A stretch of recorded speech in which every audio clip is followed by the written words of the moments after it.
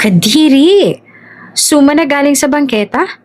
Baka galing pa nga yan sa paan ng pulubi Sigaw ng sosyal na kasintahan ni Don Elian habang kinukot siyang pinagmamasdan ang batang marungis na nag-aalok ng suman sa kalsada. Ngunit bago pa ito tuluyang maitaboy, napatingin si Elian sa suman at parang binigwasan ng kanyang puso. Isang kagat lang at bumalik ang alaala ng babaeng pinilit niyang limutin, si Teresa. Ganito ang timpla niya. Bulong niya, nanginginig. Napalunok siya ng luha. Stop the car. Buy the most expensive diamond necklace. For my lost daughter.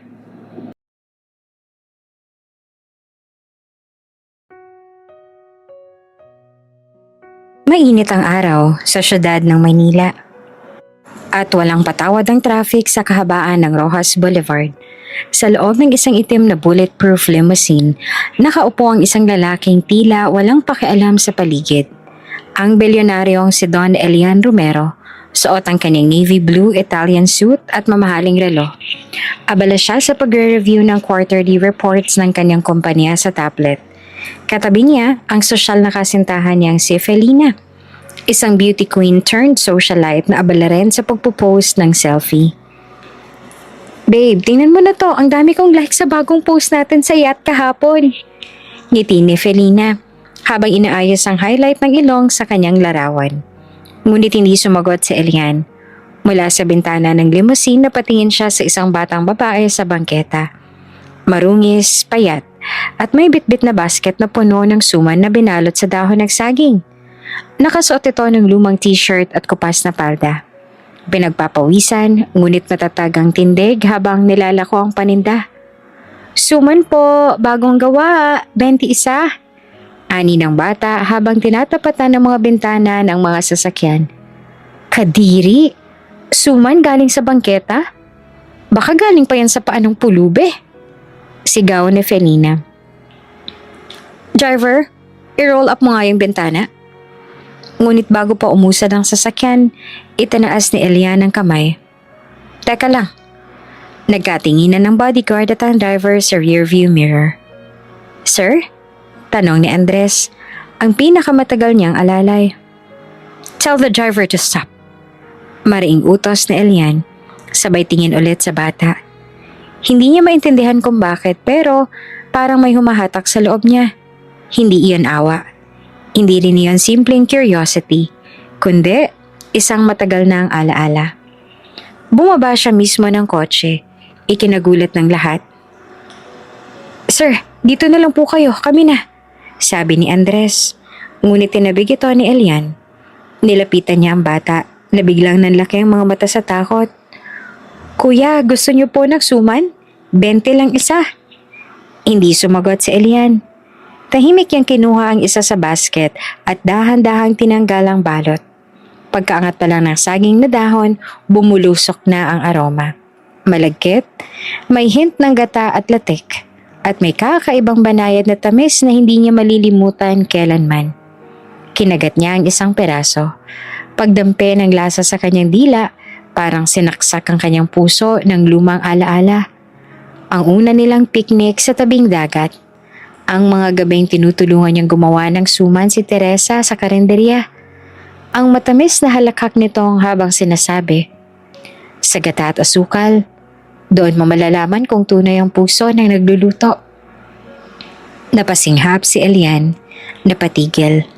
Nangilid ang luha sa kanyang mga mata. Ganito ang timpla niya.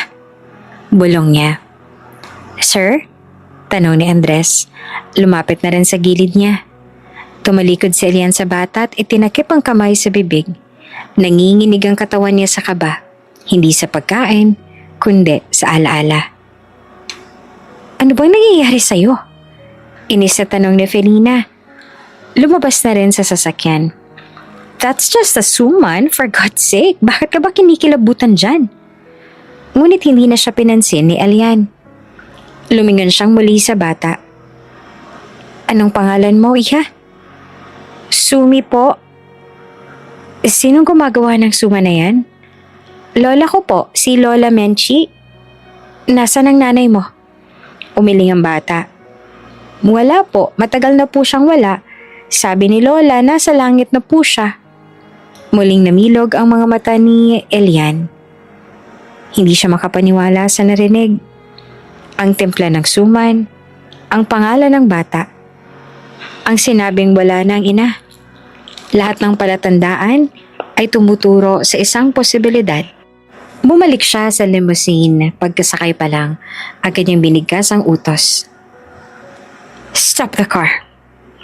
Buy the most expensive diamond necklace. Ha? Para kanino? Tanong ni Felina.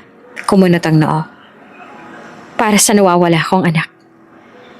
Nagkatinginan ang lahat sa sasakyan. Si Felina ay natigilan at hindi makapaniwala. Si Andres napatingin sa driver na parang nakuryente. Tahimik ang loob ng kotse. Wala ni isa ang umimik. Pero si Elian nakatitig lang sa suman sa kanyang kamay. Habang ang puso niya ay unti-unting binubuhay ng alaala ng babaeng pinilit niyang limutin. Bago naging bilyonaryo si Don Elian Romero, siya ay simpleng lalaki lamang mula sa isang maliit na bayan sa Batangas. Anak siya ng isang istriktong negosyante, si Don Vicente Romero, na may mga palayan, gasolinahan at isang umuusbong na negosyo ng kape. Lumaki si Elian sa loob ng mataas sa pader ng kanilang hasyenda. Laging nakasuot ng plansyadong uniforme. Palaging may kasamang driver at yaya. At palaging pinapaalala kung sino siya. Isang Romero, may dugong pangmayaman. Ngunit kahit gaano kahigpit ang hawak sa kanya ng kanyang ama, hindi ito nakapigil sa puso niyang tumibok sa isang taong hindi karapat-dapat.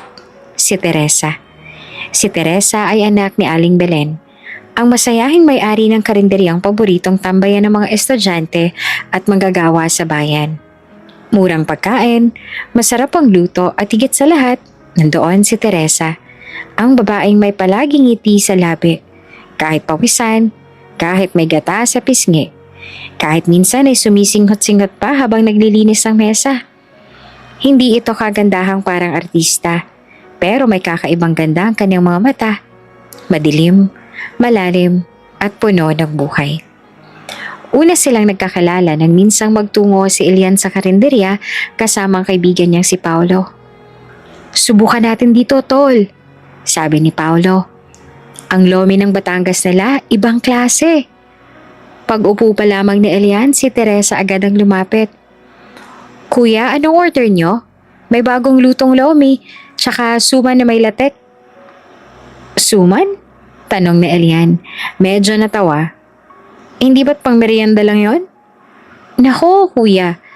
Sagot ni Teresa. Sabi ni Mama, ang suman na may pusong niluto, pwedeng kainin kahit kailan. Ngumiti siya noon. Pero hindi niya alam na sa araw na yon, isang damdaming hindi niya inaasahan ang uhugot sa puso ni Elian. Mula sa araw na yon, naging mas madalas na ang pagdalaw ni Elian sa karinderya. Minsan mag-isa, minsan may dahilan, minsan wala pa. Kapag naroon si Teresa, hindi niya maiwasang tumitig. Hanggang isang hapon, naabutan ni Elian si Teresa sa likod ng karinderya. Nagkakalkal ng gata at bigas habang nagsasalin ng malagkit sa dahon ng saging. Pwede bang matutong gumawa niyan? Tanong ni Elian habang dahan-dahang lumapit. Napalingon si Teresa, medyo nabigla. Ikaw? Baka masira lang kamay mo sa kalyo. Nakakapagod ang negosyo, sagot na Elian. Gusto ko rin minsan yung simpleng masaya, katulad nito. Doon nagsimula ang kanilang lihim na pagkakaibigan hanggang sa mauwi sa pagkakamabutihan. Tuwing gabi, patago silang nagkikita. Si Elian suot ang simpleng t-shirt at cap. Si Teresa naman dala ang baong suman at kape. Tahimik silang nagkukwentuhan sa ilalim ng punong mangga sa may ilog. Doon siya unang umamin. Mahal kita, Teresa. Bulong ni Elian isang gabi. Hindi ko alam kung anong mangyayari bukas. Pero sigurado ako, ngayon, mahal kita. Hindi naman nagsalita si Teresa agad. Tumulo muna ang luha sa kanyang pisngi bago siya tumango. Mahal din kita. Pero hindi lahat ng pag-ibig ay madali. Hindi lahat ay pinapalakpakan ng mundo. Nang mabalitaan ni Don Vicente ang tungkol kay Teresa, nagalit ito ng todo.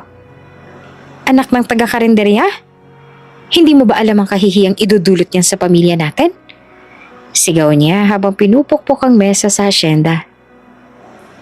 Kahihiyan bang magmahal pa? Matapang na tanong naman ni Elian. Hindi ko sinabing pakasalan ko na siya bukas. Pero karapatan ko namang mahalin kung sinong gusto ko. Hanggat ako ang nagpapaikot ng mundong to, ako ang masusunod. Sigaw naman ni Don Vicente. At hindi mo na siya makikitang muli. Kinabukasan, hindi alam ni Teresa kung anong mas masakit. Ang pananahimik ba ni Elian na hindi na bumalik? O ang biglang pagdating ng isang matandang abogado sa karinderya? May dalang sobre at isang offer. Aling Belen, panimula ng abogado. Ang anak ninyo ay inaalok ng halagang 2 milyong piso.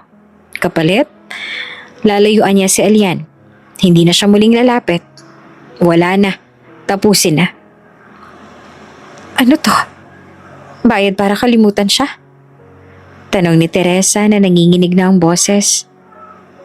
Hindi mo na siya makikita, Teresa. Pwede mong gamitin ang pera para sa negosyo ninyo. Para sa sarili mong kinabukasan. Umiyak si Teresa ng gabing yon. Gabi-gabi siyang naghihintay kay Elian. Pero hindi ito dumating. Hindi niya alam kung sinadyang iwasan siya o pinilit lang ito ng ama. Sa huli, tinanggap niya ang alok. Hindi dahil sa pera, kundi dahil naramdaman niyang wala siyang panalo sa laban. Tinapos niya ang relasyon nila. Tumalikod siya, dala ang pusong sugatan. Ngunit may isang bagay siyang hindi napaghandaan. Isang umaga, sumusuka siya sa tabi ng karinderya. Kinumpirma ng doktor ang balita. Buntis ka, Teresa. 2 buwang buntis. Tumigil ang mundo ni Teresa. Gustuhin man niyang sabihin kay Elian ang totoo, hindi niya alam kung paano. Wala siyang address nito sa Maynila. At kung lalapit siya sa hasyenda, baka ipahiya lang siya ni Don Vicente. Kaya nagdesisyon siyang lumuwas ng Maynila. Mag-isa, walang kasamang pamilya, ang tanging bitbit niya lamang ay ang pendant na bigay sa kanya ni Elian at ang buhay na nasa kanyang sinapupunan. Madilim ang langit nang lumuwas si Teresa sa Maynila. Wala siyang bitbit kundi isang lumang backpack. Kaunting ipon mula sa karinderya at ang pendant na iniabot na Elian noong gabing sinabi nito ang mahal kita. Sa ilalim ng punong mangga. Ngunit ang init ng alaalang iyon ay hindi sapat para takpan ang lamig ng realidad. Mag-isa na lamang siya at may batang umaasa sa kanya sa sinapupunan. Sa unang buwan niya sa lungsod, tumira siya sa maliit na paupahan sa may tundo, siksikan, mainit at walang sariling palikuran. Pero mas mabuti na yon kaysa bumalik sa bayang puno ng tanong, chismis at alaala. Naghanap siya ng trabaho. Kahit anong trabaho, kahera, tagalinis, tendera, ngunit sa bawat aplikasyon, isang sagot lang ang kanyang natanggap. Buntis ka? Sorry, hindi pwede. Kaya't naisipan niyang gawin na lang ang alam niyang gawin, magluto. Nagsimula siya sa maliit na palengke sa kanto. Nagbebenta ng suman tuwing umaga. Gawa sa malagkit iyon, gata ng niyog, at latik na siya mismo ang gumagawa mula madaling araw. Pinagtatawanan siya minsan ng ibang tendera. Yan lang bang paninda mo, iha? Suman lang? Dami nang nagtitinda ng ganyan, baka hindi ka kumita. Pero hindi siya natinag. Sa bawat balot ng suman, inilalagay niyang lahat ng natitirang pagmamahal sa puso niya. Parang para kay Elian ang bawat templa. Sa gata at asukal, doon mo malalaman kung tunay ang puso ng nagluluto. Paulit-ulit sa isip niya ang sariling sinabi noon. Hanggang sa dumating na ang araw ng kanyang panganganak, wala siyang kasama. Ni hindi niya nasabihan si Aling Belen na siya'y umalis.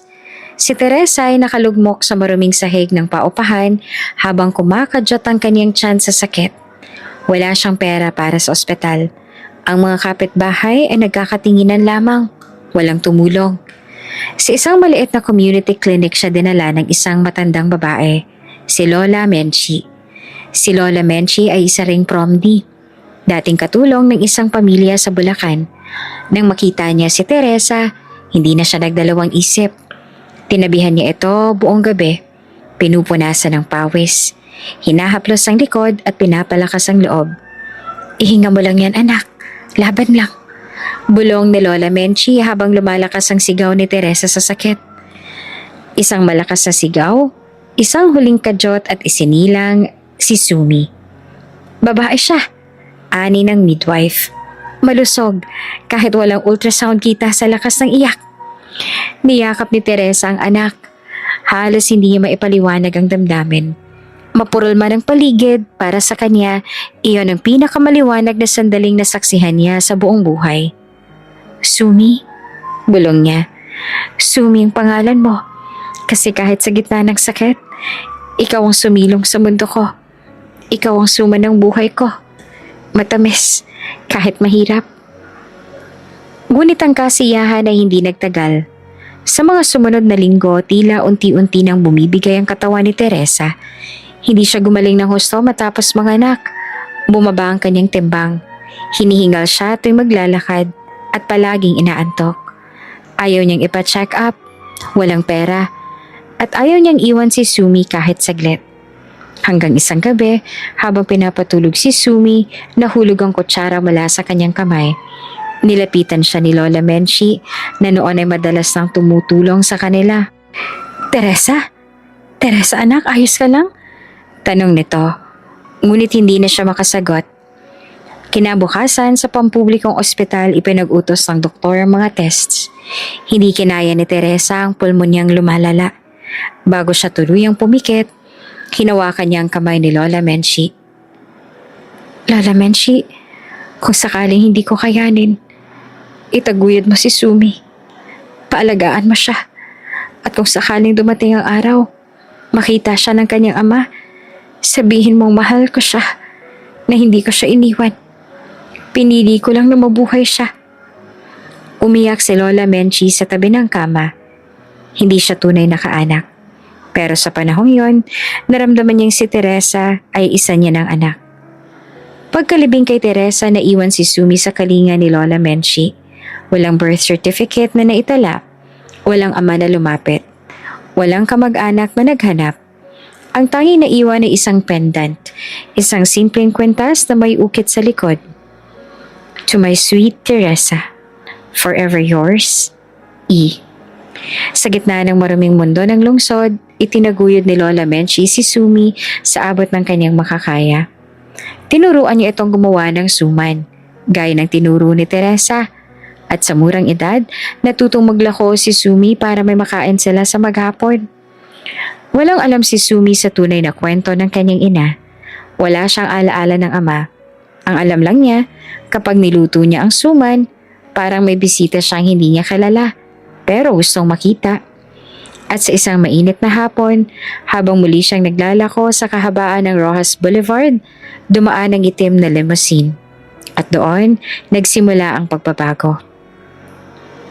Hindi mapakali si Don Elian Romero nang makabalik sila sa mansyon sa Forbes Park. Nakaupo siya sa harap ng grand piano sa kanyang opisina, ngunit hindi niya maigalaw ang daliri sa mga kamay. Parang may tinik na nakabaon sa puso niya. Hindi ito negosyo, hindi ito utang, hindi ito babae. Isa lang itong simpleng suman. Ngunit sa bawat kagat, bumalik sa kanyang timpla ng isang alaala. Isang suman na walang sino man sa mundo na kagaya. Malagkit, pero hindi sobra. May latik na malalim ang caramelization at may kakaibang sipa ng gata na hindi madaling makuha. Ang suman na iyon ay si Teresa. Sir, okay lang po ba kayo? Tanong ni Andres, ang kanyang ever loyal na bodyguard, habang inilapag ang baso ng tubig sa tabi niya. Hindi, sagot ni Eliam. Matalim ang mga mata. Andres, ipahanap mo sa akin ang batang yan. Gusto ko malaman kung sino siya, saan siya galing, at sinong gumagawa ng suma na yon. Gusto niyo po ba ng background check? CCTV, contact sa mga social worker? Alok ni Andres. Hindi lang basta background check. Gusto ko ng buong kwento. At ibili mo rin siya ng bagong sapatos, bagong damit, Groceries. Pero huwag mong ipapaalam na galing sa akin. Baka matakot. Kinabukasan, bumalik si Andres sa lugar kung saan nila nakita si Sumi. Nandoon pa rin ang bata. Nakaupo sa karton habang hawak ang basket ng suman. Hi, Iha! Bati ni Andres na nakasuot na ngayon ng simpleng polo at tsinelas. Pwede ba kitang makausap? Bibili po kayo? Tanong ni Sumi bitbit ang ngiting pilit. Oo, pero gusto ko ring malaman kung saan gawa yan. Ang sarap kasi. Napakamot sa batok si Sumi. Lola ko po ang gumagawa. Ako lang po nagbebenta. Doon lang po kami sa may estero sa dulo ng kanto nakatira. Estero? Tanong ni Andres na bahagyang nabigla. Sige. Pwede ko bang makita ang lola mo? Nag-alangan si Sumi pero kalaunay tumango rin. Opo, pero masungit po minsan si lola. Kasi po matanda na siya tsaka madalas po siyang sinasakitan ng rheuma. Sumama si Andres sa bata. Tinuwid nila ang masisikip na eskenita.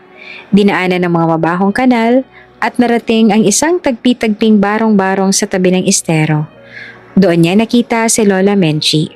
Nakaupo sa lumang silyang gawa sa sako at kawayan. May hawak na tungkod at namumugto ang mga mata. Magandang araw po, bati ni Andres. Ako po si Andoy. Nakatikim po ako ng suman ninyo kahapon. Gusto ko lang pong sabihin na napakasarap po. Ngayon lang po ako nakaramdam ng ganitong panlasa. Wala yan. Gatas at gata lang yan. Sagot naman ni Lola Menchi. Pero salamat. Napansin ni Andres ang isang luma at kupas na larawan sa gilid ng altar. Babaeng may hawak na sanggol. Sa tabi ng larawan nakasabit ang isang pendant na may sulat. Siya po bang nanay ni Sumi? Tanong niya. Oo, sagot ni Lola Menchi. Si Teresa. Pinagdaanan niya ang lahat para sa batang yan. Maagang nawala. Bata pa si Sumi nang mamatay ang kanyang ina. Kaya sa akin siya naiwan. Wala na po ba talaga siyang pamilya sa probinsya? Umiling si Lola Menchi. Wala wala nang bumalik. Na hindi nga nakilala ni Teresa ang ama ng anak niya sa huling sandali. Pero ang sabi niya sa akin, may ibibigay daw sa kanyang lalaki noon. Tumayo si Lola Menchi at kinuha ang pendant at inabot ito kay Andres. Eto, hindi ko alam kung sino ang sa likod na yan pero sabi niya, ito raw ang paalala sa kanya ng lalaking minahal niya higit pa sa sarili. Bumigat ang dibdib ni Andres habang tinititigan ang pendant. Tumawag siya kay Elian kaagad. Sir, may kailangan po kayo makita. Pagbalik ni Andres sa mansyon, ibinigay niya ang pendant kay Elian. Nang hawakan ito ni Elian, parang tumigil ang mundo. Bawat ukit, bawat gasgas ng pendant, kilalang kilala niya. To my sweet Teresa, forever yours, E. Halos hindi siya makahinga. Si Teresa, bulong niya. Ito ang binigay ko sa kanya bago siya nawala. Sir? Sabat ni Andres. Ang bata, si Sumi. May pendant din siyang suot. At sabi ng matanda, anak daw siya ni Teresa. Biglang nanlamig ang mga kamay ni Elian. Parang biglang nabuksan ng pinto ng isang kwarto sa puso niyang matagal nang nakasara. Anak ni Teresa? At buhay pang bata? Tumayo siya. Ihanda ang sasakyan. Pupuntahan ko sila ngayon din. Pagdating sa barong-barong, bumaba si Elian mula sa kanyang limousine. Lahat ng tao sa paligid ay natigilan. Ang mga batang naglalaro, ang mga naglalabas sa estero, ang mga naglalako ng isda. Lahat ay napatingin sa lalaking may suot na mamahaling coat at sapatos. Si Sumi hawak ang basket ng suman lumapit sa gate ng bahay. Kuya, ikaw po yung bumili kahapon, di ba? Hindi agad nakasagot si Elian. Tinitigan lang niya ang bata. Malalim ang mga mata, mapayat ang pisngi at may pamilyar na korba ang ilong. Ngunit ang pinakakumurot sa kanya ay ang pendant na nakalaylay sa liig ni Sumi.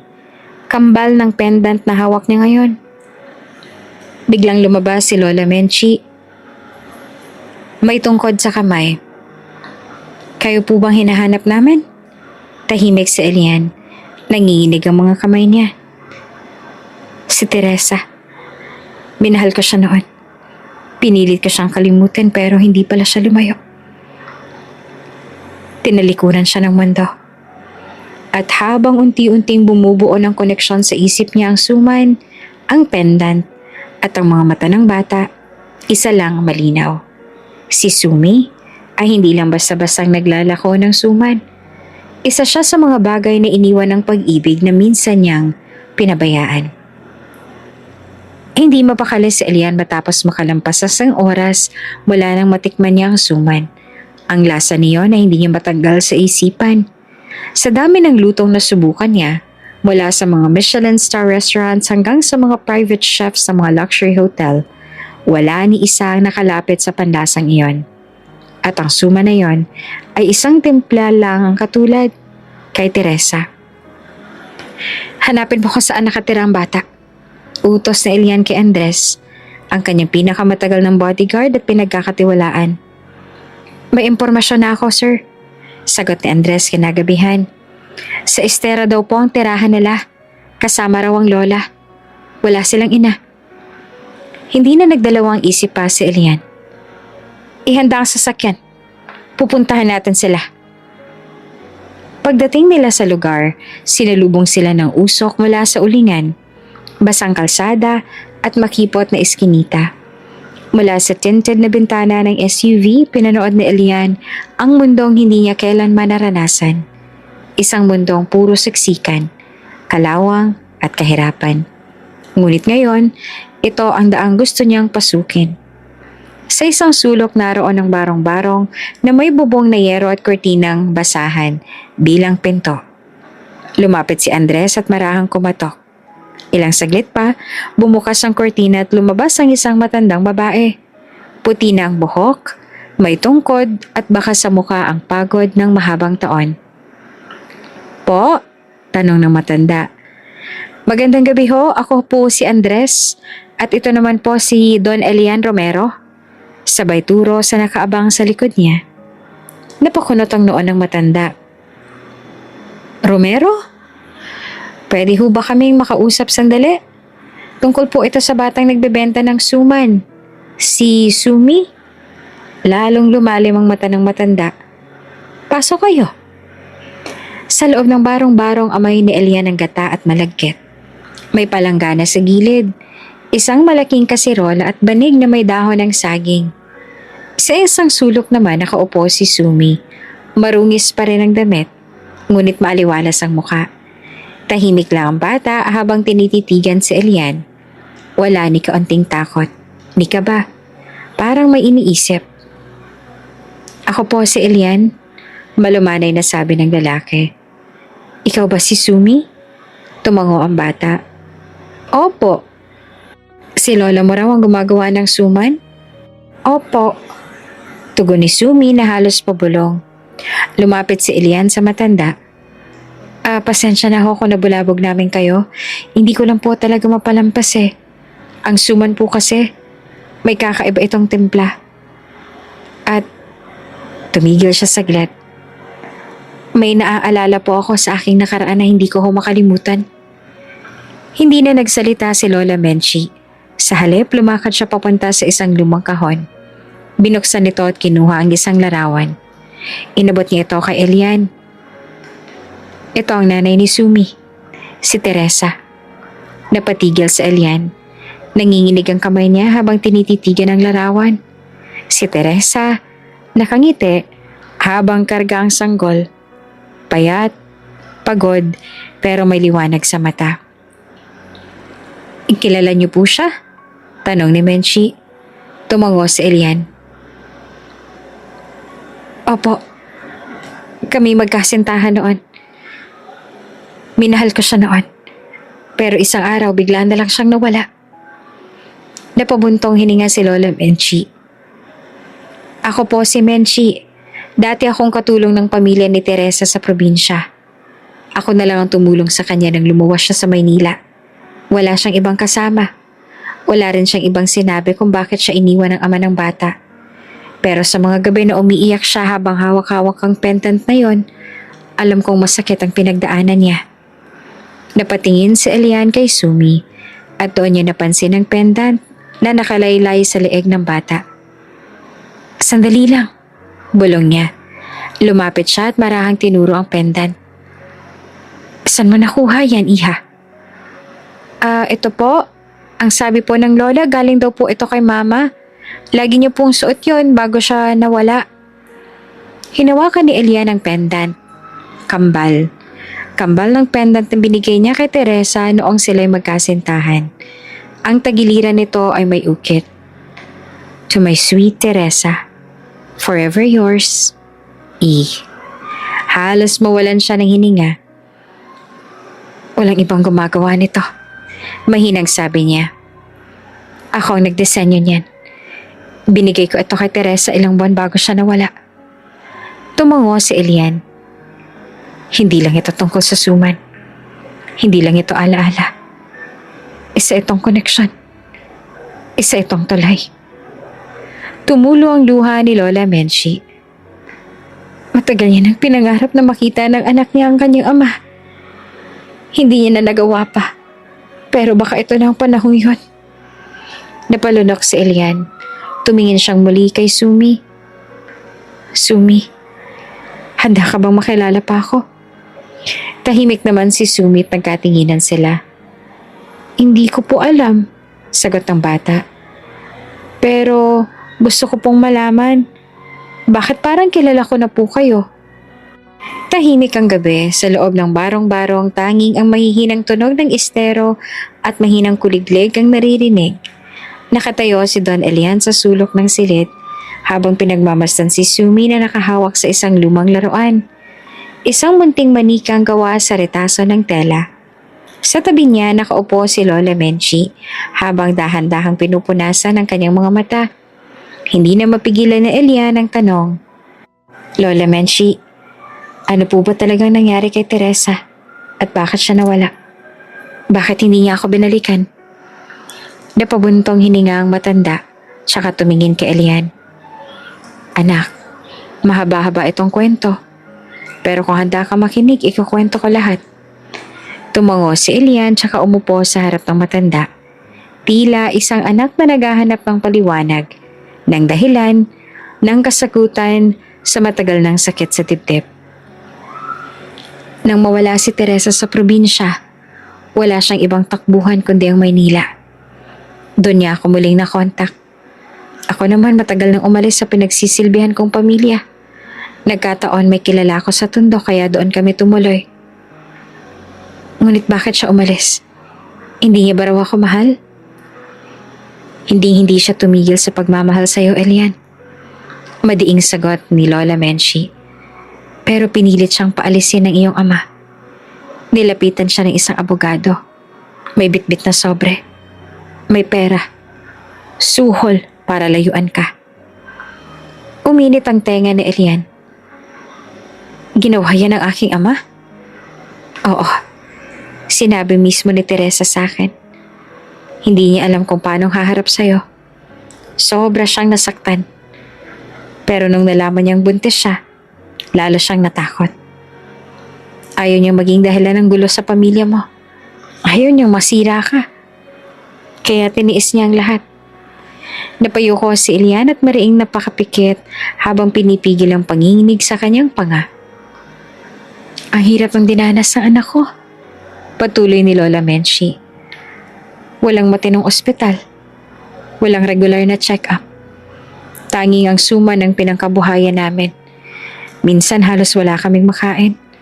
Pero ipinagluluto pa rin niya ng suma ng mga anak sa kalsada. Ganon siya kabuti. Bakit hindi siya humingi ng tulong sa akin? Kahit isang sulat man lang. Tanong ni Elian. Garal-galang tinig. Dahil para sa kanya, tapos na kayo. Akala niya pinili mong manahimik. Akala niya nanindigan ka sa iyong ama. At kung babalik pa siya, baka siya lang ang mapahiya. Hindi mo ba napansin noon? Umiwas ka rin matapos kayong mag-away ng tatay mo. Saglit namang natahimik si Elian. Totoo, nang minsan kinompronta siya ni Don Vicente, hindi na siya muling tumawid pa sa kalsadang dinaraanan patungo sa karinderya ni Teresa. Sa takot, sa galit, At sa akalang si Teresa na ang sumuko. Hanggang sa dumating ang araw ng panganganak niya. Pagpapatuloy pa ni Lola Menchie. Sobrang hirap. Wala kaming pera para sa ospital. Isang hilot lang ang tumulong. Ako ang tagabantay niya buong gabi. Sobrang sakit, Elian. Halos hindi ko kayanin na makita siyang sumisigaw sa sakit habang pinipilit iluwal si Sumi. Napalunok si Elian. Hawak-hawak na ngayon ng pendant sa kanyang bulsa. Ang kapareha ng suot ni Sumi. Pagkalabas noon ni Sumi, para siyang may nabuong mundo. Pero hindi rin nagtagal ang saya. Nilagnat siya noon. Hinimatay kinabukasan. Dinala ko na siya sa klinik. Ngunit huli na. Pulmonya raw. At dahil mahina na ang katawan niya mula pa sa pagbubuntis, hindi na siya nakarecover. Hindi man lang niya ako nakausap. Bulong ni Elian, habol ang hininga. Hindi ko man lang siya naabisuhan na mahal ko pa rin siya. Sa huling sandali niya, pinapikit niya ako at pinahawakan sa akin ang pendant na yon. Sabay turo sa suot ni Sumi. Ang sabi niya, sabihin mo sa anak ko na minahal ko siya ng buong buo. At kung sakaling makita ng ama niya ang pendant na to, malalaman niyang kami pa rin ang laman ng puso ko. Hindi na napigilan ni Elian ang pumatak ang luha. Tumayo siya at naglakad papalayo sa mesa. Dumiretso sa labas ang barong-barong. Sumigaw siya. Isang sigaw ng pagsisisi, ng matinding galit. Hindi lamang sa kanyang ama, kundi sa sarili niyang katahimikan. Andres, tawag niya. Sir? Lumapit naman ang tauhan niya. Alamin mo kung buhay pang matandang yon. Kung nasan siya ngayon.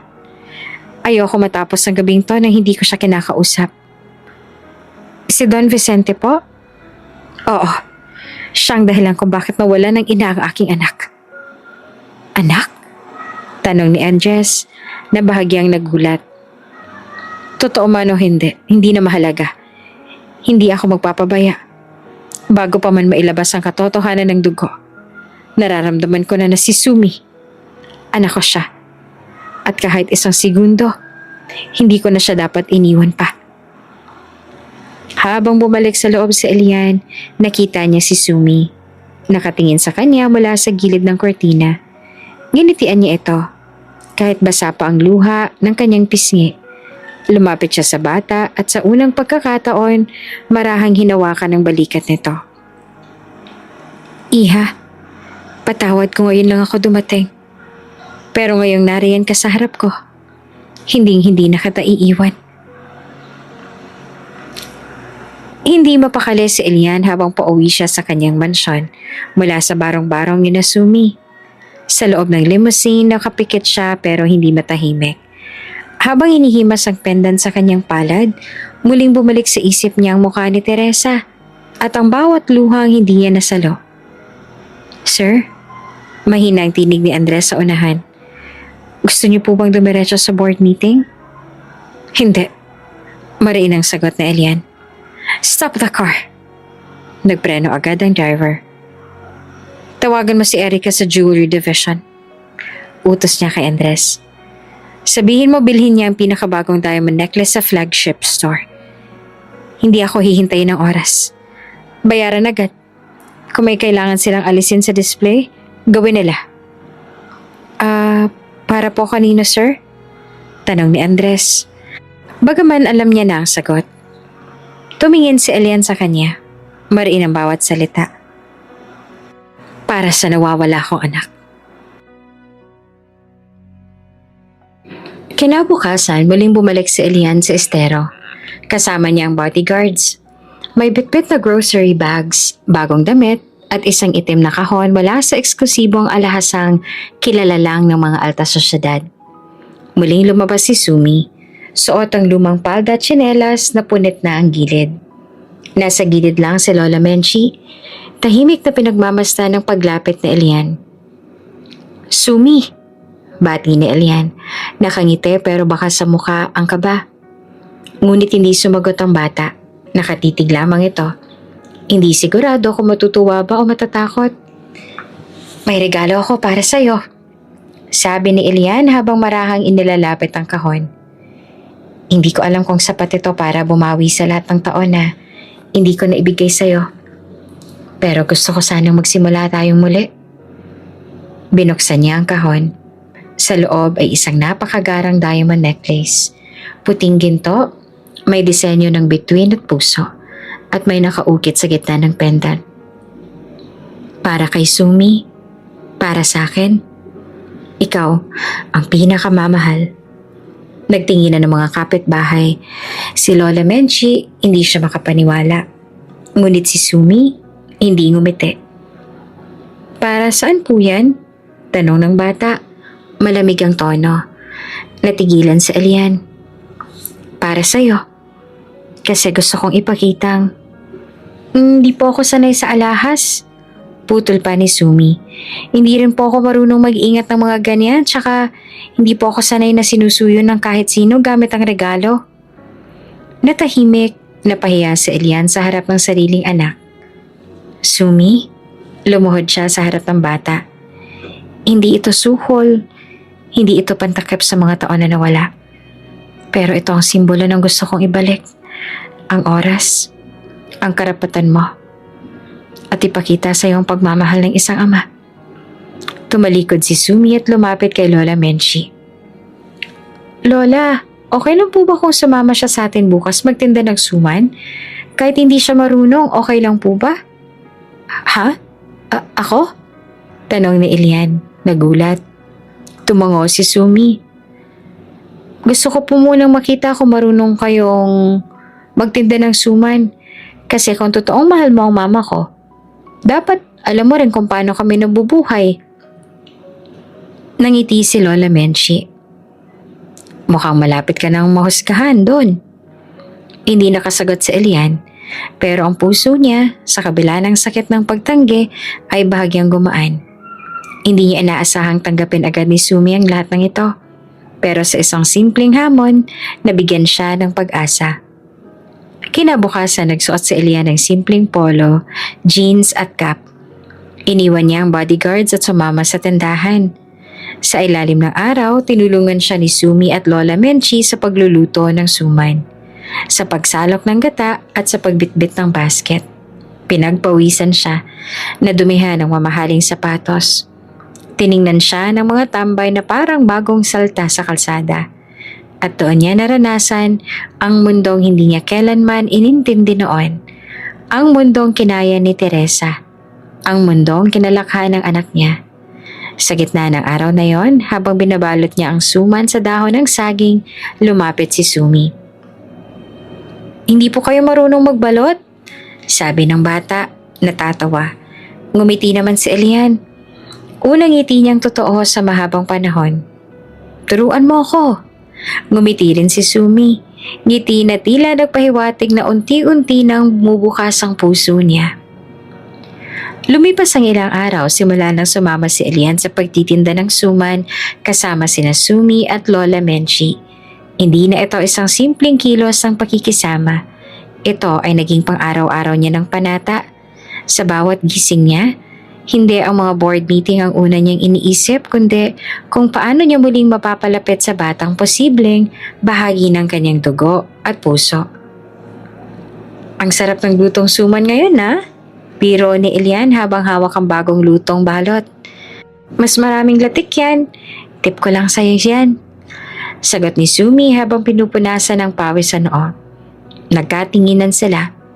Ngiti, ilang segundong tahimik. Parang may maliit na pader sa pagitan nila na unti-unting nagigiba. Sa tuwing nakikita ni Elian si Sumi, mas lalo niyang napapansin ang mga detalye. Ang hugis ng mata na kahawig ni Teresa, ang pilantik ng pilik mata, ang tikas ng pagkakatayo kahit pagod. May mga ugali ito na tila hango sa kanya. Matigas ang loob, pero may lambot sa puso. Pero sa kabila ng koneksyon, may tanong pa rin na hindi niya mapalampas.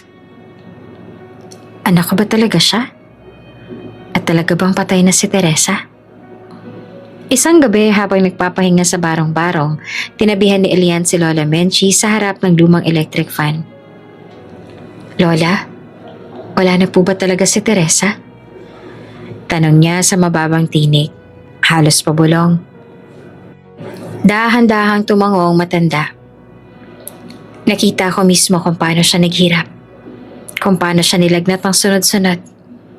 Walang doktor, Elian. Walang perang pambiling gamot. Halos hindi na siya makakilos. At sa huli, kinailangan naming ilibing siya sa pampublikong sementeryo. Walang pangalan. Wala kaming pambayad sa lapida. Pumikit si Elian. Hindi ko alam, Lola. Parang ayoko maniwala. Pero ang totoo, ako ang may kasalanan. Sana nilapitan niya man lang ako. Sana rin, hinanap ko siya. Hindi madali para kay Teresa magdesisyong lumayo. Hindi dahil mahina siya, kundi dahil pinili niyang iligtas ka. Oo, tinakasan ka niya. Pero ni minsan hindi ka niya kinalimutan. Sa kabilang sulok ng silid, tahimik na nakikinig si Sumi. Hindi siya nagsasalita, ngunit sa kanyang mata, tila may munting pag-unawa na sa dahilan ng pagkawala ng kanyang ina. At kung bakit hindi niya kailanman naramdaman ang presensya ng ama sa kanyang paglaki. Kinabukasan, habang nag-aayos ng mga suman para sa paninda, nilapitan siya ni Sumi. Kuya Elian, mahinang tawag ng bata. Napalingon siya. Oh, bakit? May tanong po ko. Bakit po kayo bumalik? Bakit ngayon lang? Hindi agad nakasagot si Elian. Tumingin siya sa batang babae at naramdaman niya ang bigat ng bawat salita na dapat niyang sasabihin. Ang totoo, hindi ko alam ang lahat ng sagot eh. Pero ang alam ko, mula nang matikman ko ang suman mo, para akong binigwasan ng nakaraan. May panlasa iyon na kilalang kilala ko. Panlasang gawa ng taong mahal ko. Hinawakan ni Sumi ang basket ng suman sabay tanong, mahal niyo pa rin po ang mama ko? Tumango si Elian kahit mabigat ang loob. Oo, hanggang ngayon. At sa tuwing tinitingnan kita, parang buhay pa siya sa mata mo. Hindi na nagsalita si Sumi pero hindi na rin siya lumayo. Sa halip, tumabi siya kay Elian habang pinupunasan nila ang dahon ng saging. Maliit na sandaling tila walang kahulugan sa mata ng iba. Pero sa kanila, ito na ang umpisa ng isang relasyong unti-unting hinuhubog ng panahon at pag-unawa. Sa kanyang mansyon kinagabihan, habang mag-isa sa opisina, muling binalikan ni Elian ang mga tanong na nagpapagulo sa kanyang isipan. Totoo bang anak ko siya? O baka connection lang ng alaala ng isang babae ang nararamdaman ko? At kung may pag-asa pa, buhay pa nga kaya talaga si Teresa? Maagang gumising si Elian kahit hindi siya nakatulog ng maayos. Magdamag siyang nakatitig sa kisame. Balot ang alinlangan at pag-asa. Ngayon ang araw ng pagpapatunay. Ngayong araw malalaman niya kung totoo ang hinala ng puso niya. Na si Sumi ay hindi lamang isang batang naglalako ng suman sa kalsada, kundi ang bunga ng pagmamahalan nila ni Teresa. Tumawag siya sa isang pribadong pediatric clinic sa pamamagitan ng koneksyon at pera. Hindi na siya pinahirapan. Discreet ang naging proseso. Walang press, walang dokumentaryong makakakalat. Isinama niya si Sumi at Lola Menchi sa sasakyan. At bagamat hindi nila lubos maintindihan kung anong eksaktong mangyayari, pumayag sila sa test. Masakit po ba ito? Tanong ni Sumi habang tinititigan ng sterile na injection kit sa mesa. Sandali lang yan, sagot ng doktor. Kaunting kirot lang. Tahimik naman si Elian habang pinagmamasa ng pagguha ng dugo mula sa maliit na braso ni Sumi. Pinipilit niyang huwag ipakita ang kaba. Pero kitang-kita ni Lola Menchi ang pamumula ng kanyang mga mata. Kinuhanan din siya ng dugo. Matapos ng ilang saglit, tinapik siya ng doktor. Ang resulta po nito ay lalabas sa loob ng 2 araw, Mr. Romero. Tumango siya. Pero sa loob-loob niya, kahit ngayon pa lang, alam naman na niya ang sagot. Dumating na nga ang araw ng resulta. Sa harap ng desk ng doktor, tahimik si Elian habang binubuksan ng physician ang sobre. Nanginginig ang kamay niya narinig niya ang tunog ng sariling tibok ng puso. Mr. Romero, ani ng doktor matapos silipin ang dokumento. Ang resulta ng DNA analysis ay 99.9% probability of paternity. Hindi kumilos si Elian. Hindi agad siya nakapagsalita. Parang tumigil ang oras. Sa loob ng ilang segundo, bumalik sa kanyang alaala ang mukha ni Teresa. Ang tawa nito, ang mga gabing nagkwentuhan sila sa ilalim ng punong mangga, ang mga pangakong hindi natupad. Anak ko si Sumi. Dugo ko siya. Anak siya namin ni Teresa. Dahan-dahan siyang napaluha. Hindi iyak ng panghihinayang, kundi iyak ng katotohanan. Nang wakas, ng pangalawang pagkakataon. Pagka-uwi sa barong-barong agad niyang kinausap si Sumi. Iha, panimula niya. May gusto sana akong sabihin sa'yo. Umupo si Sumi sa harap niya, kagatang labi at parang nararamdaman na nito kung ano ang sasabihin. Pinagpa-DNA test kita. Diretsong pahayag na Elian. Hindi dahil hindi ako naniniwala, kundi dahil gusto ko may hawak tayong katibayan. Laban sa mundo, sa duda ng iba, at para na rin sa proteksyon mo. Tumango si Sumi, tahimik lang. Anak kita, Sumi. Totoong anak kita. Ngayon alam na natin ang totoo. Hindi na tayo mangangapa. Hindi naman sumagot si Sumi. Tumayo ito, tumalikod, at marahang lumapit sa pinagsasampayang damit. Ilang sandali pa, nagsalita siya habang nakatalikod. Akala niyo po ba sapat na yon? Na dahil anak niyo ako natapos ng lahat? Nabigla si Elian. Sumi, anong ibig mong sabihin? Humarap si Sumi, diretso ang tingin. Hindi ko naman po ginusto na hanapin kayo. Wala naman po akong hiniling na ganon. At hindi ko rin po alam kung anong pakiramdam ang dapat maramdaman ko ngayon. Pero sigurado po ako, hindi sapat ang dugo. Hindi sapat na pareho tayo ng apelido. Bumigat ang dibdib ni Elian. Alam ko, kaya nga gusto ko makabawi sa'yo. Gusto ko magsimula bilang tatay mo. Tatay? Umiling si Sumi. Ang tatay po hindi lang nagbibigay ng regalo. Hindi lang nagbabayad ng ospital. Ang tatay nakikinig, nagtuturo, yumayakap tuwing masama ang loob ng anak niya. Muli natahimik ang paligid. Pasensya ka na, Iha, sabi ni Elian sa mababang tinig. Hindi ko alam kung paano maging ama. Pero kung papayagan mo ako, gusto kong matutunan. Sa gilid na paluha naman si Lola Menchi. Lumapit siya kay Sumi at hinawakan ito sa balikat. Oops! May break muna. Gusto mo bang ma-shoutout dito sa channel ni Ate Jane? Mag-comment lang ng lesson you learned from the latest story uploaded. Dahil pipili kami ng isang best comment of the day para i-shoutout sa susunod na upload. Kaya huwag kalimutang mag-iwan ng lesson you learned after you watch this video. Maraming salamat!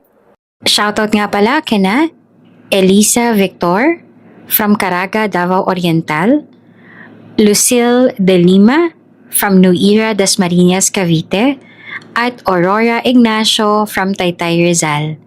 Sa ating mga taga-subaybay, paki-comment naman po sa baba kung taga saan kayo para alam ko kung hanggang saan umaabot ang mga kwento ni Ate Jane at para ma-shoutout ko kayo sa mga susunod pa nating mga kwento. Maraming salamat sa pakikinig.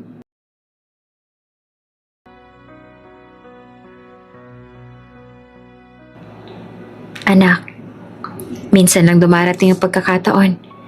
Hindi natin alam kung anong mangyayari bukas pero ngayong alam na natin ang katotohanan, baka ito nang simula ng bagong pamilya mo.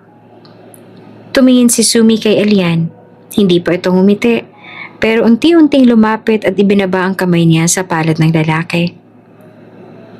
Hindi ko po kayo matatawag pang tatay sa ngayon. Pero pwede niyo po akong samahan na magtinda ng suman bukas. Ngumiti si Elian na may luha sa mata. Magiging karangalan ko yun, anak. Sa isang marangyang opisina sa taas ng Romero Group Tower, tahimik na nakaupo si Sabrina Ramos habang iniikot ang isang baso ng alak sa kamay. Mula sa salaming pader ng kanyang opisina, tanaw niya ang syudad ng Maynila. Mataas, magulo, at tila'y puno ng mga taong walang alam sa salitang karapatan, gaya ng batang si Sumi. Anak daw ng tsuhin ko. Mahinang bulong ni Sabrina. Baka sa mukha ang pangungutya. Batang galing sa estero? Kakalabanin ako? Ako na buong buhay pinaghirapan ang posisyon ko sa kumpanyang to?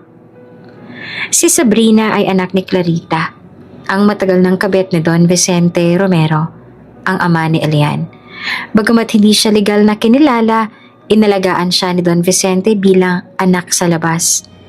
Tinustusan ang pag-aaral niya sa abroad. Binigyan ng posisyon sa kumpanya at halos isinulong na rin bilang future successor. Lalo na't walang anak si Elian sa mata ng publiko. Pero nabago ang ihip ng hangin. May batang biglang lumitaw. Sabi ni Sabrina sa sarili habang tinititigan ng folder sa harap niya. Nakalagay roon ang mga larawang kuha ng mga investigator na lihim niyang pinadala upang manmanan sa Elian. Larawan ni Sumi. Larawan ng barong-barong. Larawan ni Elian na nakaupo sa bangketa habang nag-aalok ng suman. Sa mata ni Sabrina, ito ay hindi kwento ng pagmamahal, kundi isang banta sa trono. Biglang pumukas ang pinto ng opisina.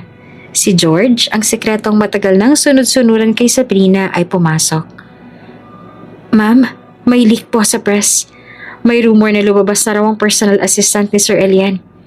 Galing daw siya sa estero at may batang dinadalang babae tuwing tanghali. Wala pa pong pangalan pero sinasabing anak daw niya. Napangisi si Sabrina. Perfect timing. Ma'am, tawagan mo yung PR agency. Magpo-organize tayo ng charity ball para sa Romero Foundation. Gusto kong imbitado ang press at siguraduhin mong makakarating ang batang yan.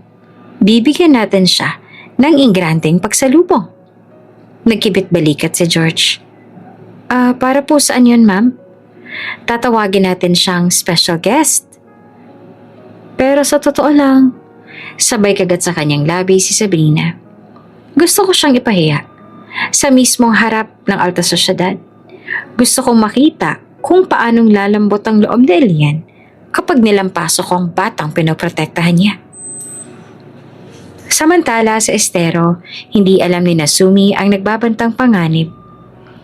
Kuya Elian, totoo po ba may invitation kayo para sa malaking event? Tanong ni Sumi habang hawak ang sulat na inaabot ng courier. Oo, sagot ni Elian. Annual charity ball ng Romero Foundation. Parang selebrasyon yun ng mga proyekto ng kumpanya. At gusto kong isama ka, Sumi.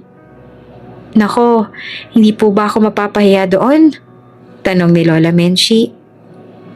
Mga milyonaryo at sosyal lang nandoon. Ngumiti si Elian. Wala pong mahirap sa mata ng may dignidad. Hindi naman ito tungkol sa itsura. Tungkol ito sa kung sino at anong meron sa puso mo. Ngunit sa kabilang dako ng syudad, si Sabrina ay abala sa mas malimuot na plano. Nagpadala siya ng mamahaling gown kay Sumi. Kulay pink, may mala prinsesang palda at perlas sa kwelyo. Ngunit may kapalit. Sabihin mo, utos si Sabrina sa designer na pinasunod niya. Gawing masikip yung gown sa bewang at lagyan ng tag na Peking brand. Gusto kong pagtawanan siya kapag nalaglag ang strap habang nasa harap siya ng kamera. Opo, ma'am. Hindi pa natatapos ang kanyang plano, kinausap niya ng ilang media influencers na kilala sa pangkokomentaryo sa social media. Bigyan niyo ako ng coverage sa charity ball, ani Sabrina. Gusto ko may mga taong magtanong, totoo bang anak siya ng Romero? Mukha ba siyang tagapagmana? Isang influencer ang tumawa. Sobrang luto naman ang content yan, ma'am. Viral agad yan. Tama, sagot ni Sabrina. At kapag nabahira ng kahihiyan ng batang yon, babawiin ni Elian ang lahat ng suporta. Malilito siya. At sa huli, ako pa rin ang tatanghaling karapat-dapat. Tumawa siya. Malamig, mapait, mapanganib. Habang naghahanda sina Sumi at Elian sa paparating na gabi, wala silang kaalam-alam na sa bawat sulyap ng kamera, sa bawat bulong ng alta sosyedad, may pares ng matang mapanlait na nag-aabang ng kanilang pagdadapa. Isang batang lumaki sa bangketa, laban sa babaeng lumaki sa likod ng kortina ng yaman. Ngunit may pusong binulok ng inggit. At sa susunod na kabanata, hindi lamang pangalan ng isusugal, kundi dangal at pagkatao. Ang Romero Foundation Charity Ball ay taunang selebrasyon na dinadaluhan ng mga pinakamakapangyarihan at pinakamayayamang personalidad sa bansa. Sa gabing yon, punong-puno ang ballroom ng 5-star hotel. Sa gitna ng chandelier na kumikislap at mga violinist na tumutugtog ng klasikong awitin. Isa-isang nagsidatingan ng mga panauhin, suot ang kani-kanilang pinakamagarang kasuotan. Ngunit may isang usap-usapan na umuugong sa loob ng silid. Darating daw ang anak ni Elian Romero. Yung batang vendor daw ng suman. Yung anak sa bangketa. Naku, parang teleserye. Tila sabik ang mga mata ng mga alta sosyedad sa isang drama na inaasahan nilang matatapos sa kahihiyan. Sa likod ng ballroom nakatayo si Sabrina. Suot ang pulang gown na disenyado ng sikat na Parisian couture. Hawak ang isang flute ng champagne, ngumiti siya nang marinig ang mga usapan. Perfect, bulong niya sa sarili. Hayaan mong maranasan ng batang yun ang mundo ng mga tunay na may dugot titulo. Samantala sa labas ng venue, dumating si Elian na naka-black tuxedo. Kasama niya naman si Sumi, suot ang pink na gown na ipinadala ni Sabrina. Medyo mahigpit lang pong kaunti sa bewang. Bulong ni Sumi habang pinipilit isuot ng maayos ang gown sa sasakyan. Nag-aalalang tumingin naman si Elian. Gusto mo bang palitan natin? Umiling naman si Sumi. Kaya ko po to. Practice ko naman po to, diba? Tumango si Elian at ngumiti. Hindi alam ni Sumi na sa loob ng 3 linggo, lihim na siyang pinaturo ni Elian sa mga top etiquette coaches at vocal trainers. Gusto niyang tiyaking kapag dumating na ang araw ng pagharap sa lipunan, hindi ikakahiya ni Sumi ang sarili. At higit sa lahat, hindi siya ikakahiya ni Elian. Pagpasok sa ballroom, lahat ng ulo ay lumingon. Si Elian Romero, ang CEO ng Romero Group, ay dumating na. At sa kanyang tabi, isang batang babae, morena, payat, hindi pamilyar sa karamihan, ngunit may tindig na tuwid. Mga mata na kalmado at may bitbit na kumpiyansa na hindi basta-bastang matitinag. Siya ba yun? Bulong na isang bisita. Yan ba yung anak? Mukha pa ring squatter. Parang peke nga yung gown niya. Sa kabilang bahagi naman ng ballroom, si Sabrina ay halos hindi maitago ang ngisi. Sinulya pa ng ilang taga-media at influencer na binayaran niyang tanungin at batikusin si Sumi. Miss Sumi! Bati ng isang vlogger hawak ang mic. Totoo bang galing ka sa estero? Anong feeling na suot mo yan? Parang hindi kasya, no? May nagtatawanan. Isang matandang babae mula sa business elite ang napailing. Pero nananatiling tahimik si Sumi. Tumingin siya kay Elian at tumango ang lalaki. Hudyat na huwag siyang matakot. Huminga si Sumi ng malalim. Tumingin sa mga press. At sa halip na sumagot, tumayo siya sa gitna ng stage kung saan may nakaabang na mikropono. Nagulat ang lahat. Pwede po ba akong kumanta ng awitin ng aking nanay? Tanong niya sa host. Medyo nawala sa hulog ang MC pero sumang-ayon na rin. Sige po, the stage is yours. Tumahimik ang buong ballroom. Sa unang nota pa lang ng piano, umalingaw-ngaw na ang boses ni Sumi. Malambing, malinis. Umabot sa tono na hindi inaasahan ng sinuman. Ang kanyang tinig ay tila sinanay ng profesional. Ngunit mas malamig pa roon. May damdamin, may sakit, may pag-asang ramdam sa bawat salitang binigkas. Kahit saan man ako mapunta, ikaw ang gabay, ikaw ang alaala. Nagkatinginan ng mga tao. Ang ganda ng boses niya. Parang pro. Aba, hindi ko in-expect yun ah. Napakagatlabi si Sabrina. Hindi niya inaasahan na ganito ang mangyayari. Sa halip na mapahiya si Sumi, siya pa ang tinutukan ng mga mata dahil siya lang ang hindi pumapalakpak. Matapos ang kanta ay tumahimik si Sumi, ngunit tumayo ang press. Ang mga taong kanina ay nagdududa, ngayon ay humanga na. Isang matandang board of director ang lumapit kay Elian. "She has your fire, Elian, but she sings like someone who's meant to lead." Ngumiti si Elian. Hinawakan ang kamay ni Sumi at sinabi, "Hindi mahalaga kung saan ka galing. Ang mahalaga kung paano mo ipapakita ang tunay mong halaga." Sa unang pagkakataon, kinilala ng maraming naroon si Sumi. Hindi bilang anak ng vendor, kundi bilang isang batang may karapatan at may pangalan. Tahimik ang ballroom ng Romero Foundation Charity Ball pagkatapos ng emosyonal na pagtatanghal ni Sumi. Sa mga ilang segundo ng katahimikan, parang huminto ang mundo. Walang nakagalaw, walang bumulong. Tanging ang tinig ng batang minsang minamaliit bilang anak ng bangketa ang umalingaw-ngaw sa puso ng lahat. Si Sumi nakatayo pa rin sa entablado, nakaawang ang labi. Baka sa mata ang kaba, pero hindi siya umiyak, hindi siya umatras. Sa halip tumango siya bilang muling pagbibigay galang sa alaala ng kanyang ina. Pagkatapos ng ilang saglit, isang palakpak, sumunod ang dalawa. Hanggang buong bulwagan ay sabay-sabay na nagsipalakpakan. Tumayo ang press at ilang VIPs ay napaluha. Ang tinig niya, hindi lang basta galing sa training, galing talaga sa puso. Bulong ng isang matandang businesswoman. Ang galing niyang magdala ng sarili, ano? Dagdag pa ng isang editor ng fashion magazine. At akala ko kanina mapapahiya lang siya rito. Sa gitna ng lahat ng ito, si Sabrina ay nakatitig lamang. Hindi siya makapaniwala sa pagbaliktad ng eksena. Dahan-dahan siyang lumunok, hawak ang champagne glass na kanina pa nanginginig sa kanyang kamay. Parang siya ang nakasabit sa kahihiyan. Hindi ang batang gusto niyang pabagsakin sana. Napatingin siya kay Elian na ngayon ay paakyat na ng entablado. Nang makarating ito sa tabi ni Sumi, hindi na ito nagdalawang isip. Hinawakan niya ang mikropono. "Salamat po sa lahat ng narito ngayong gabi," panimula ni Elian. "Ngunit hayaan niyo po muna akong gamitin ko ang pagkakataong ito para sabihin ang isang katotohanang matagal ko nang dapat inamin." Lumingon siya kay Sumi tapos sa buong audience.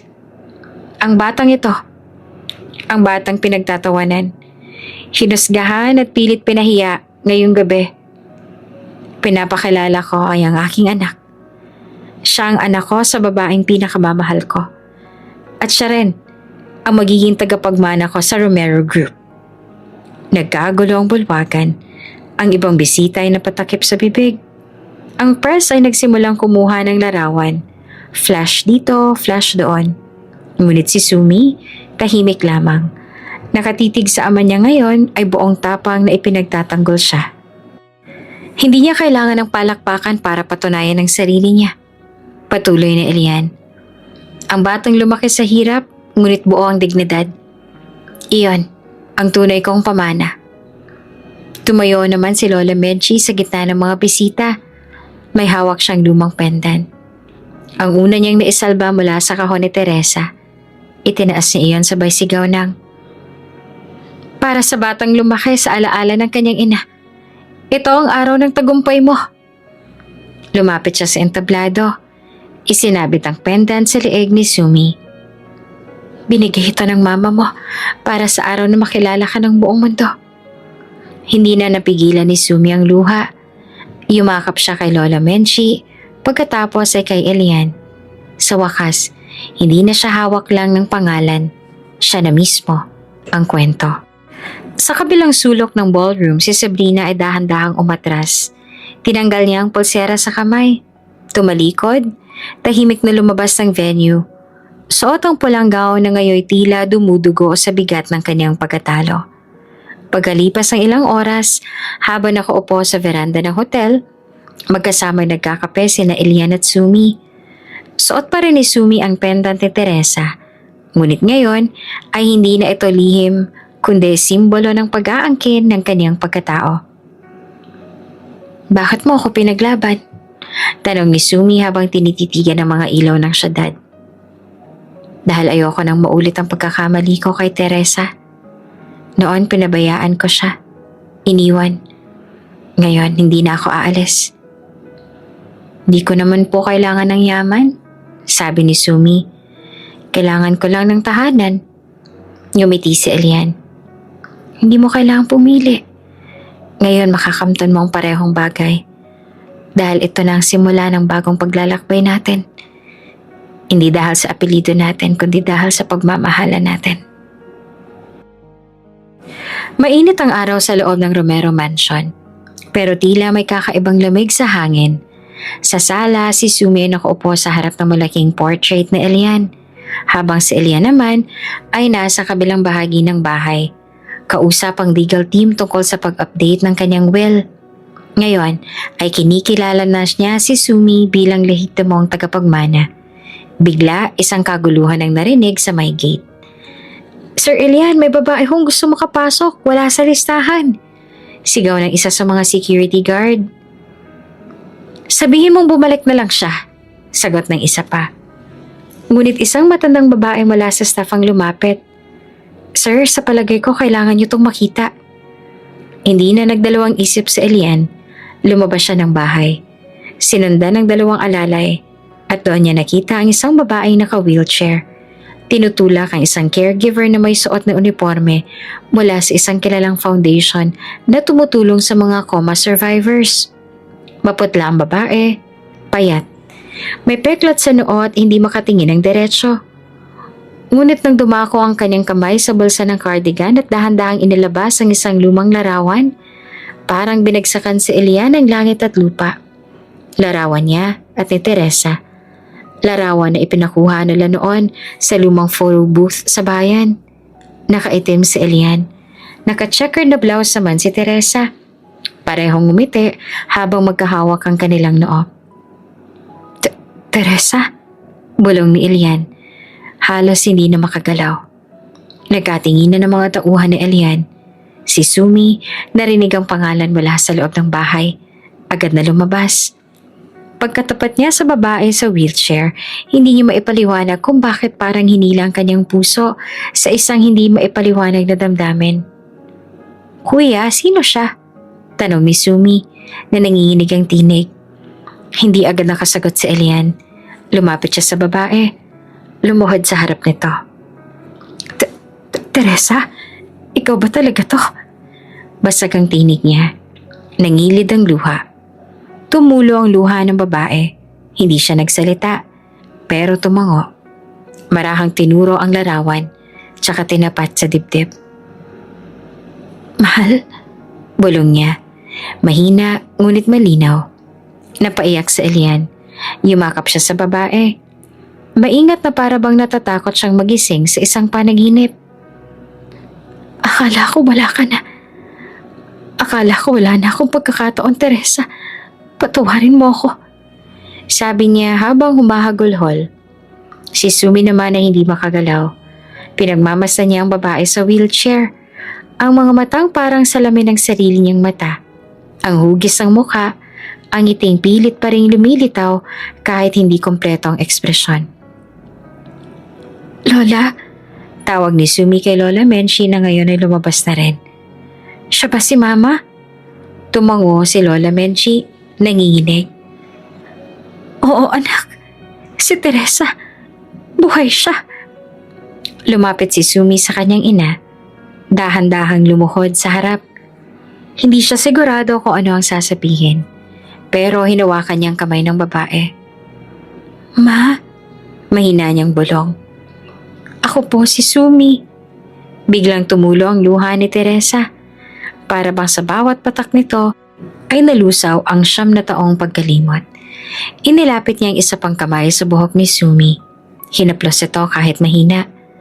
Sa loob ng mansyon, pinulong ni Elian ang kanyang mga doktor at legal advisor. Ayon sa caregiver na kasama ni Teresa, natagpuan raw ito ng isang foundation sa Pampanga. 8 taon na nakakaraan. Isang babaeng sugatan at walang pagkakakilanlan. Inanod sa ilog pagkatapos ng matinding pagbaha. Dinala sa ospital, Nakoma ng ilang linggo at nang magising ay wala ng memorya ng nakaraan. Paano hindi namin siya nahanap noon? Tanong ni Elian sa sarili, galit sa sistemang hindi nakakita sa taong pinapahanap niya. Ilang ulit namin sinubukang ilathara ang larawan niya. Paliwanag ng caregiver. Pero dahil walang pangalan, walang kamag-anak at tahimik lang siya, hindi namin siya maiugnay kanino man. Si Elian ay tahimik na nakaupo sa tabi ni Teresa. Hawak ang kanyang kamay. Si Sumi naman ay nasa gilid ng kama. Habang si Lola Menchi ay tahimik na nagdarasal sa sulok. Sa pagbalik ni Teresa, hindi lang alaala ang nabuhay. Nabuksan din ang sugat na matagal nang tinakpan ng pagtanggap at pagpapaubaya. Kinagabihan habang natutulog si Teresa sa guest room, kinausap ni Sumi si Elian sa veranda ng mansyon. Kuya, Papa, bulong niya at nahihiyang ngumiti. Napatingin si Elian at halos mapaluha. Ngayon na siya tinawag ni Sumi ng Papa. Mahal mo pa rin po ba si Mama? Tanong ng bata. Walang araw na hindi ko siya minahal, anak. At ngayon, bibigyan ako ng pagkakataon ng Diyos para ipakita iyon. Araw-araw. Ngumiti naman si Sumi. Hindi ko po siya maalala, pero pakiramdam ko, buo na kami. Niyakap ni Elian ang anak. Tama ka. Hindi lang buo, kundi mas matibay pa. Tahimik ang gabi sa Romero Mansion. Sa isang silid ay may malalambot na kortina at bagong pintura. Nakahiga si Teresa sa kama habang tinititigan ng kisame. Hindi pa siya ganap na nakakapagsalita, ngunit unti-unti nang bumabalik ang liwanag sa kanyang mata. Parang gising mula sa mahabang pangungot. Sa gilid ng kama, si Elian ay nakaupo. Hawak-hawak ang kamay ni Teresa. Hawak din niya ang lumang larawan nilang dalawa na dinala nito sa kanyang unang pagdating. Naaalala mo na ba ako? Tanong niya, halos pabulong. Tiningnan siya ni Teresa. Muli niyang tiningnan ang larawan, tsaka tumango. Bagamat may bakas pa rin ang pagkalito sa kanyang mukha. Si Elian? Mahina niyang sabi, putol-putol ang tinig. Ikaw ang nagluto ng sinangag sa ilog? Napaluha si Elian sa narinig. Maliit na alaala, ngunit sapat na para mapatunayan na bumalik na si Teresa. Teresa, bumalik ka na. Andito na ako at hindi na kita pakakawalan. Bulong niya habang hinahalikan ng kamay nito. Sa kabilang silid, si Sumi ay nakaupo sa study area. Nag-aaral ng bagong recipe ng suma na pinaplanong ilunsad para sa isang school bazaar. Ngunit hindi siya mapakali. Ilang beses siya nang sinubukang lumapit sa kanyang ina, ngunit parang may nakaharang pa sa pagitan nila. Takot. Takot na baka hindi siya makilala o baka hindi sapat ang sarili niya para matawag na anak. Lumapit naman si Lola Menchi. Anak, matagal ka nang gustong makita ng mama mo, pero mas takot siya kaysa sa'yo. Kasi pakiramdam niya, iniwan ka niya. Pero hindi naman niya yung ginusto, diba, Lola? Tanong ni Sumi. Hindi, sagot ng matanda. Nilabanan niya ang mundo para sa'yo. At kahit wala siyang boses ngayon, sinisigaw ng puso niya na gusto kanyang makasama. Kinabukasan, sinamahan ni Elian si Teresa sa garden ng mansyon. Doon habang tinutulak ang wheelchair nito, sinikap niyang palitan ang katahimikan ng alaala. Dito ako minsang umiyak ng husto nang hindi kita mahanap, kwento niya. At dito rin tayo unang magsisimula ulit. Lumapit si Sumi, may dalang tray ng suman at salabat. Maingat niyang inilapag ito sa mesa. Ma, niluto ko to, gaya ng luto ni Lola. Gaya ng gusto mo raw dati. Mahina niyang sabi. Tinitigan ni Teresa ang suman. Unti-unting umangat ang kamay nito at hinaplos ang dahon ng saging na bumalot sa malagpit. Tila isang pag-alala ng damdamin. Hindi lang ng memorya. Pagkatapos tiningnan siya ni Sumi. May luha sa gilid ng mata ni Teresa. Iniangat niya ang kamay at inaabot ang pisngi ng anak. Anak, Mahinahong pabulong. Hindi na nakapagpigil si Sumi. Yumuko siya at niyakap ang ina. Humagulhol siya, habang pilit pinipigil ang pagsabog ng damdamin. Ma, andito na po ako. Hindi ako galit. Wala po akong hinahanap na paliwanag. Gusto ko lang na makasama kayo. Niyakap siya ni Teresa. Mahigpit kahit mahina. At sa gitna ng yakap na yon, para bang ang 9 na taong nawala sa kanila ay unti-unti na ibabalik. Hindi sa salita, kundi sa tibok ng puso. Makalipas ang ilang araw, unti-unti nang gumagaling si Teresa. Bagamat hindi pa buo ang kanyang alaala, mas malinaw na ang kanyang mga kilos at pagkilala. Mas madalas na siyang ngumiti, lalo na sa tuwing kasama si Sumi. Nagplano si Elian ng isang maliit na salo-salo para sa kanila sa likod bahay. Doon nagsama-sama sila bilang isang pamilya. Si Lola Menchi, si Elian, Sumi at si Teresa. Ma, sambit ni Sumi habang inaamot ang kamay ng ina. Sana po, kahit dahan-dahan pwede tayong mag-umpisa ulit. Hindi ko po kailangan ng perpektong ina. Kailangan ko lang po ng ina na nandito. Tumango si Teresa. Hinaplos niya ang buhok ni Sumi tsaka tumingin kay Elian. Ipapaayos kong lumang bahay natin sa probinsya. Yung sa tabi ng punong mangga. Ani ni Elian. Gusto kong buuin muli ang bawat alaala natin. Hindi para kalimutan ang sakit, kundi para ayusin ito. Pagaling ka lang, Teresa. Dagdag pa ni Lola Menchi. Ipakita mong kaya mong maghilom. Dahil dito hindi ka nila kailanman iiwan. Sa gabing yon, habang natutulog si Sumi sa tabi ng kanyang ina, hawak niya pa ang pendant na matagal niya nang tinitingnan sa salamin. Ma, bulong niya. Ngayong alam ko na kung sino talaga ako. Hindi ko na kailangang patunayan pa sa mundo kasi sa puso ko, sapat na anak mo ko. At sa unang pagkakataon, kahit walang salita, ngumiti si Teresa habang natutulog. Mainit ang liwanag ng mga kamera. Nakalinyang mga mamahayag mula sa iba't ibang media outlet, telebisyon, broadsheet at online platforms. Sa gitna ng engrandeng function hall ng Romero Group ay nakatayo si Elian Romero. Suot ang simpleng gray suit, walang korbata, sa kanyang likod ay isang malaking LED screen na may nakasulat. Pagkilala, pagpapatawad, pagsisimula. Sa mga unang sandali wala pa nagsasalita. Tanging ang tila hindi makahingang katahimikan ng mga tao ang maririnig. Hanggang sa humakbang si Elian sa harap ng mikropono. Magandang umaga sa inyong lahat. Panimula niya. Alam kong marami sa inyo nagtatanong. Maraming haka-haka. Maraming bulong-bulungan. Kaya narito ako ngayon. Hindi bilang CEO kundi bilang ama. At bilang lalaking may pagkukulang. Nagkatinginan ng mga reporter. Ang iba'y handa na ang ballpen at recorder. Ang batang nakilala ninyo bilang nagbibinta ng suman sa kalye, siya si Sumi. Isang batang lumaki sa tabi ng estero. May kasamang matandang babae. At tila walang pamilyang kikilala sa kanya. Napahigpit ang hawak na Elian sa podium. Siya pala ay bunga ng pagmamahala namin ni Teresa Alonzo, ang babaeng minsan kong minahal ng buo at minsan ko ring pinabayaan. May mga gasp sa crowd.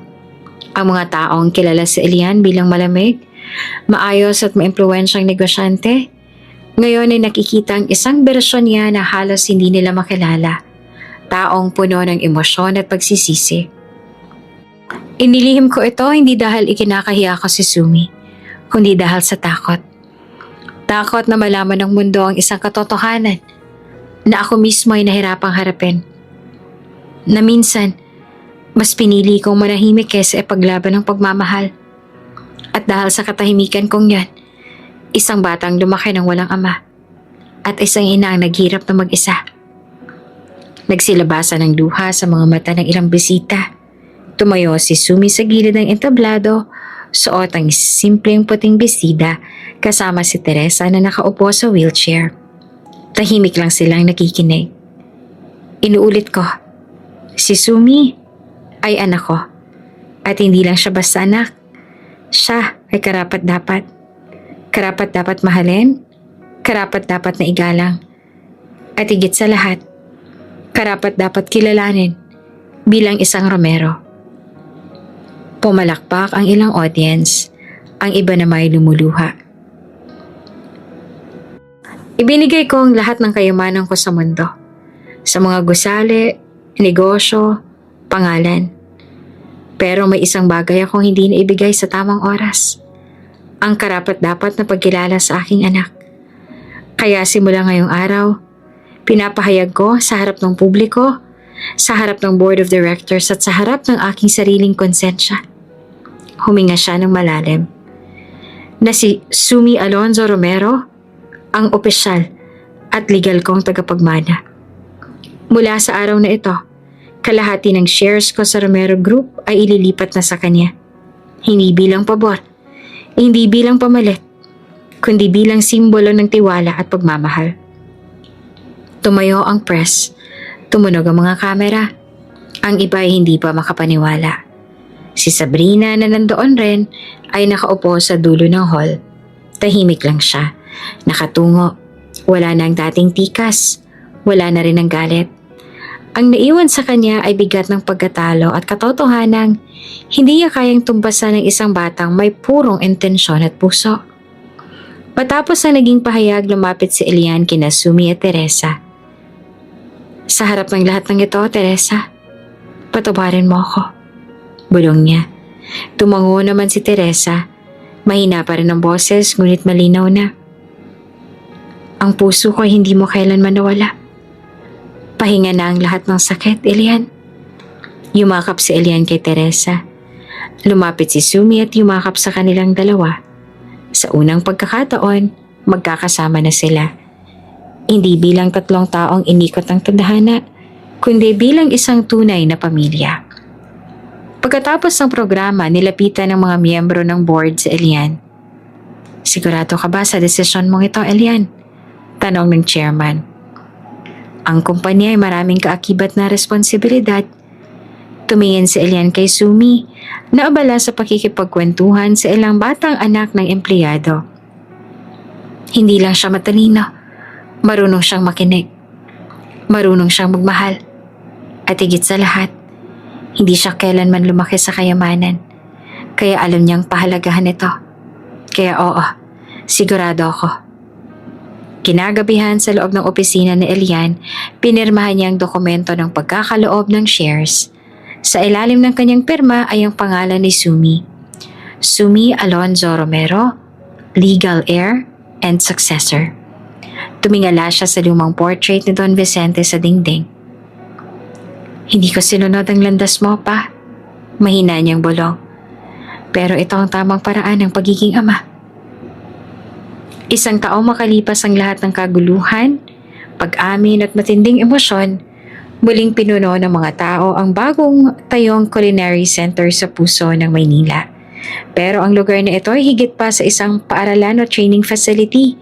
Ito ay bunga ng isang pusong pinagdaanan ng lahat. Kahirapan, pagkakahiwalay at muling paghilom. Isang malaking tarp ang nakasabit sa main gate. Welcome to Sumi's Sweet Hope Foundation.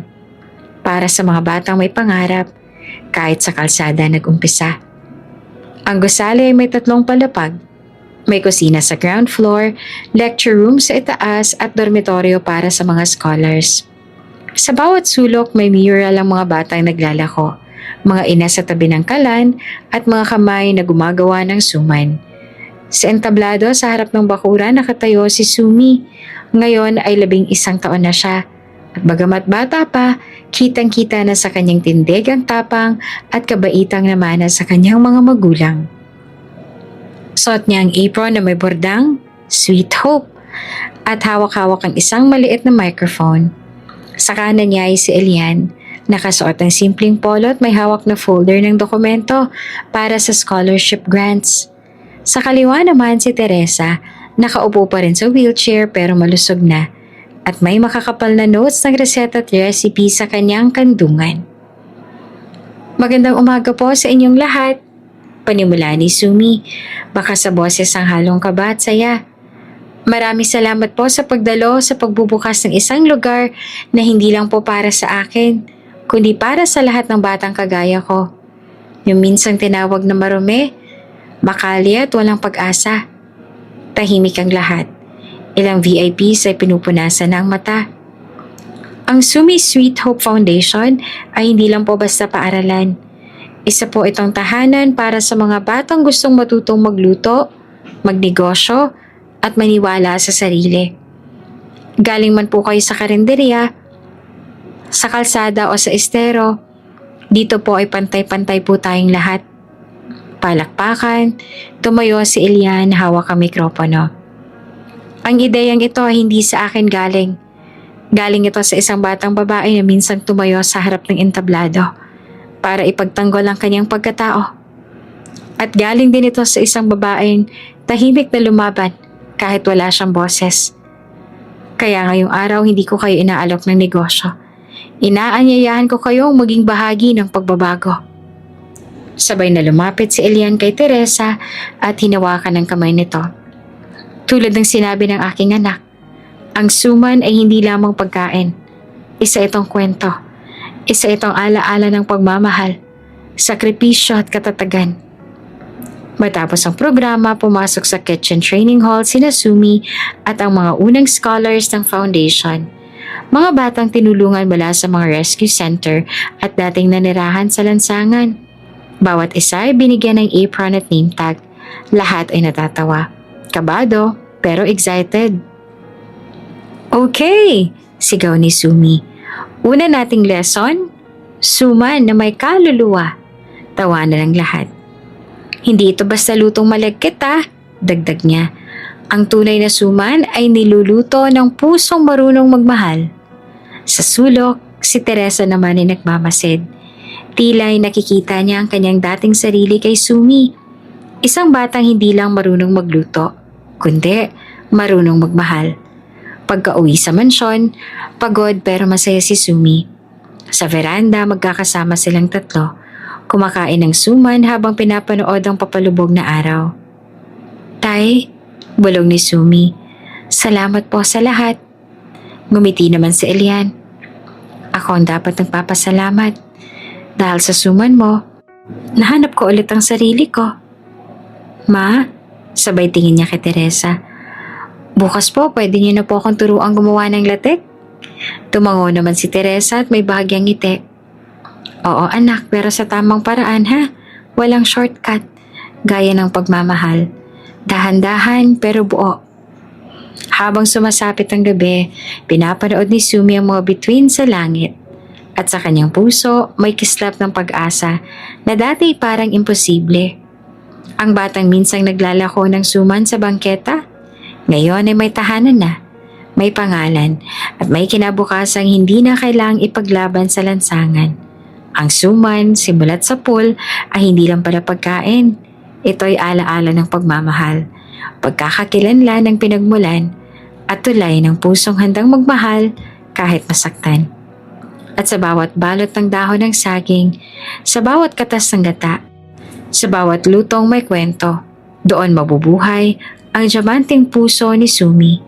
Hindi dahil sa yaman, kundi dahil sa pagmamahal na hindi kailanman nawala.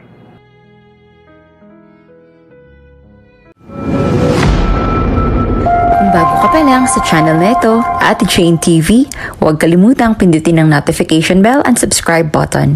Sana po hindi naman malaking abala sa inyo ang pagpindot ng subscribe button dahil ang kapalit po nito ay ang pagsuporta para makapag-produce ng mga libreng stories sa mga channels ni Ate Jane. Maraming salamat!